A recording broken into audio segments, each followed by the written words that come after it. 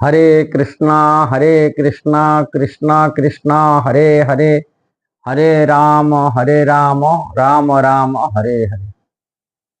सभी अवतारों की सारो शिरोमणि भगवान श्री चैतन्य महाप्रभु। ये बात लोचन दास ठाकुर अपनी ग्रंथ में चैतन्य मंगल में भजन कहे, सर्व अवतार सारो शिरोमणि केवल आनंद कंद। भगवान श्री चैतन्य महाप्रभु सभी अवतारों की सार शिरोमणि केवल आनंद कंद, वह आनंद की प्रेम की सागर है, आनंद की सबसे शिरोमणि है। ये कहने का कोई अत्युक्ति नहीं है, विचार करने की बात है। जो बुद्धिमान होते हैं वो विचार करते हैं, और बड़े बड़े श्रेष्ठ भक्त होते हैं वो विचार कर ये बात को बताई रखे। भगवान के अनंत अवतार होते हैं, श्रीमद् भागवत में इसकी वर्णन भी किया गया है। जो भी अवतार 22-23 अवतार में भी वर्णन किया गया। स्वयं भगवान श्री कृष्ण गोलोक से आते हैं, उनकी अनेक अवतार होता है और स्वयं भी प्रकट होते हैं, अवतारी कहते हैं। भगवान श्री चैतन्य महाप्रभु अवतारी कहा जाता है, अवतार भी नहीं कहा जाता है, कारण स्वयं कृष्ण ही गोलोक से पधारते हैं, राधारानी की भाव और रूप लेकर के आते संसार को अपनी स्व माधुर्य को आस्वादन करने के लिए। भगवान श्री कृष्ण के माधुर्य किसी अवतार में, किसी लीला में देखा नहीं जाता है। दूसरी अवतार में कहते भगवान की लीला अवतार अनेक हुई है, और लीला अवतार ही माधुर्यता आता है। और दूसरी जैसे ही शक्ति आवेश अवतार हो गए, कि मनोन्तरे अवतार होते हैं, कि युग अवतार होता है, कि गुण अवतार होते हैं, उसमें लीला माधुर्य नहीं होता। उसमें केवल अवतार होते हैं, किसी कारणवश में किसी प्रयोजन के लिए वो कार्य करते हैं, उसमें माधुर्य नहीं होता है। माधुर्यता उनके लीला अवतार में ही मिलता ज्यादातर। किंतु वो माधुर्य लीला में भगवान श्री कृष्ण स्वयं जो माधुर्य लीला यहाँ किए है, गोलोक माने माधुर्य लीला जो वृंदावन में आकर के गोलोक वृंदावन की लीला, वह तो सो किया रस होता है। यहाँ पर किया रस की आस्वादन ब्रज में किए, धरती पर पर किया सो किया जो रस है, सो किया मतलब अपनी पत्नी हिसाब से, जो शास्त्र विधान से वो पति पत्नी रहते उसी हिसाब से रहता है। किंतु पर किया में दूसरी की स्त्री बनकर की कृष्ण से प्रेम करना, दूसरी की पत्नी बनी करके, मतलब वो कृष्ण ये लीला ऐसा ही होता है, अपनी स्वरूप को विस्तार होता है, अपने में ये करते हैं, किंतु एक रस पर क्या वर्धन किए। संसारी लोगों को समझना भी थोड़ा कठिन होता है, जो भक्त होते हैं वो तो समझ जाते हैं।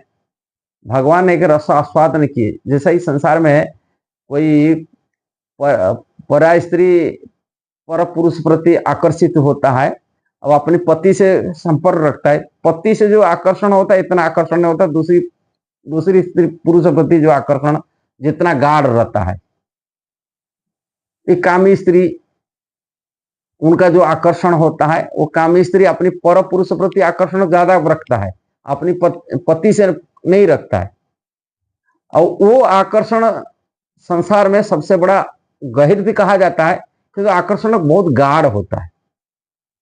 वही गाढ़ आकर्षण को भगवान कृष्ण मध्य में आस्वादन करते, कारण सकल रस के आस्वादन की सागर है, रसिक राज, रसराज कहा जाता है भगवान श्री कृष्ण। एक जीवात्मा भगवान प्रति आकर्षण होता है, किंतु आकर्षण दास्य भाव से भी होता है, सख्य भाव से होता है, वात्सल्य भाव से होता है, और दाम्पत्य भाव से होता है। किंतु दाम्पत्य में सो के आकर्षण से पर के आकर्षण सबसे सर्वश्रेष्ठ कहा जाता है। वही आकर्षण भगवान श्री कृष्ण से होना, और वो माधुर्य सो माधुर्य उसको कहा जाता है। भगवान कृष्ण जो ब्रज लीला में किए वो सो माधुर्य आकर्षण आस्वादन कृष्ण तो किए, किंतु जो भगवान अब आकर्षण होता है जो भगवान की तो प्रिया तो बहुत है। अब वो प्रिया के अंदर में वैकुंठ में लक्ष्मी वो भी प्रिया है, और द्वारिका में 1000 16,108 रानी वो भी प्रिया है। ये सब सभी कृष्ण का प्रिया है। अलग अलग लोक में अलग अलग जगह पर भगवान कृष्ण के साथ में लीला में, अनंत कोटि वैकुंठ लोक में उनकी सब प्रिया अनंत कोटि प्रेयसी भी है, किंतु जो प्रेयसी उधर है वो सो किया प्रेयसी, पर किया प्रेयसी कोई नहीं। किंतु पर किया प्रेयसी ब्रज भूमि में ब्रज गोपियों के साथ में की, और जो पर किया प्रेयसी यहाँ भावना रखी जो लीला की है, उसी प्रेयसी में शिरोमणि श्रीमती राधा ठाकुरानी चैतन्य चरितमृत में विस्तार वर्णन किया गया। और श्रीमती राधा रानी की जो प्रति भगवान कृष्ण की जो अनुराग माने राधा रानी के कृष्ण प्रति जो आकर्षण है, उनकी जो भक्ति है, वो कृष्ण को आस्वादन नहीं मिल पा रहा है, कृष्ण को प्राप्ति नहीं कर पा रहे। कृष्ण होते हैं सेव्य भगवान, भुक्ता भगवान, भुक्ता। और श्रीमती राधा रानी एक भोग्या की स्वरूप, और राधा रानी सेविका बन की सेवा करती हैं, और कृष्ण सेवा लेने वाले। और सेवा लेने वाले सेविका की भावना कैसे प्राप्ति होगा, वो रस से वंचित है। और राधारानी की जो भक्ति है, जो आकर्षण है राधारानी की, और कृष्ण देखते मेरा अपनी तो माधुर्यता भी आकर्षण कर लेना है, अपनी माधुर्य को खुद आस्वादन नहीं कर पाता। दुनिया आकर्षित होता है कृष्ण के रूप में, उनका गुण में, उनकी लीला में, उनकी कथा में, वो आकर्षित होता है, दुनिया आकर्षित होता है। और किंतु कृष्ण वो रस आस्वादन नहीं कर पा रहे। पहले दुनिया मेरा से और मेरा रूप को देखिए आकर्षित हो रहा है, मेरे लीला को सुन के आकर्षित हो जाता है, मैं गुण को सुन के आकर्षित हो जाते हैं, किंतु मैं तो आकर्षित नहीं हो पाता, मेरा गुण में कैसे आकर्षित होगा। और राधारानी के जो भाव है जो है, और जो राधारानी को जो भगवान कृष्ण की सेवा करते हुए, भक्ति करते हुए, प्रेम करते हुए जो राधारानी की जो सुख मिल रहा है, और सुख को आस्वादन कैसा करेंगे। ये गुण राशि कृष्ण को उसी रसवाद आस्वादन के लिए भगवान गौरांग महाप्रभु चैतन्य महाप्रभु में आते अपनी तो माधुर्य आकर्षण आनंद ले रहे, किंतु इसके साथ साथ संसार एक भक्ति की पराकाष्ठा वो शिक्षा दे रहे इसी माध्यम से, इसी लीला के माध्यम से वो भक्ति की जो गुण तत्व को अपनी लीला के माध्यम से शिक्षा देते।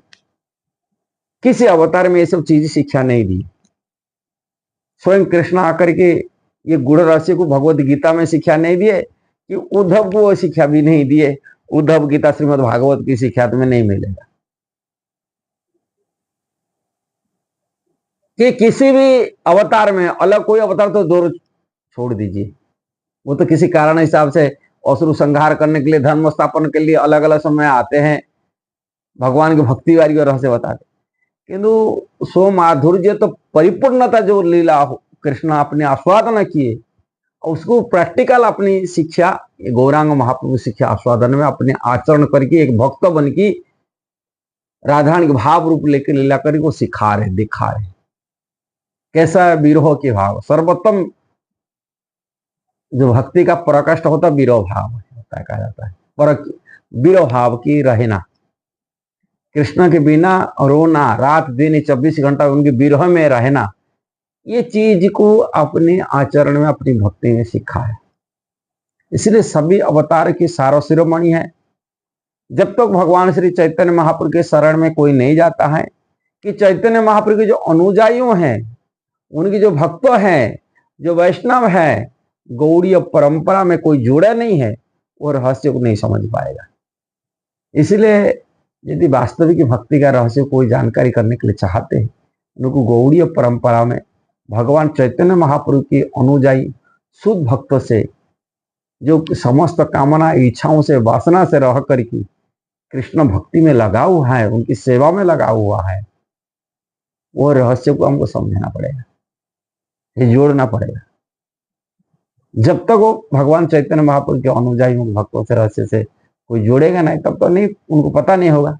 इसलिए चैतन्य चरितामृत आदि ग्रंथ, चैतन्य भागवत, चैतन्य चरितामृत, चैतन्य मंगल, ऐसे महाप्रभु का लीला हमको पढ़ना पड़ेगा, सुनना पड़ेगा और भक्तों से जोड़ना पड़ेगा। ये तो हम तो वीडियो के माध्यम से गाइड कर दे रहे, बता दे रहे, ये चीज, ये रहस्य है।